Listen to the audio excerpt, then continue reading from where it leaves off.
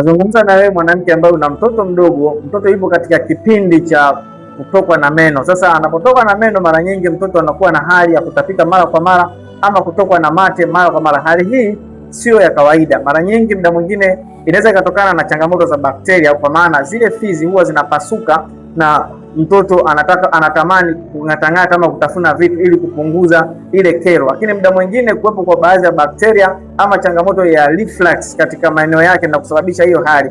Aidha, tezi ambayo inatokana na mate inafanya kazi zaidi hali ya kuwa isipokuwa kawaida. Lakini jambo lingine, muda mwingine inatokana na changamoto za kuvimba kwa zile fizi na kusababisha huo usumbufu, ama kumeza mate mengi pamoja na chakula. Hii hali pia inatokea mara kwa mara. Unapoona changamoto hizo, unatakiwa mtoto uweze kuonana na daktari wa watoto, maanake pediatrician, ili kudhihirisha kwamba huyu mtoto ana changamoto gani. Inawezekana kana maambukizi ya matumbo, maambukizi ambayo katika mfumo wa mmeng'enyo wa chakula na magonjwa mbalimbali. Na dalili zake mara nyingi anakuwa na homa za mara kwa mara, mtoto anazoofika, anakuwa mpole, anashindwa kucheza na mambo mbalimbali. Kwa hiyo mama ambaye unaona changamoto hizi, hakikisha unachukua namba zangu za simu hapo ili kwenda kupata elimu zaidi na ushauri juu ya changamoto ambayo anapitia mwanao. Karibu sana.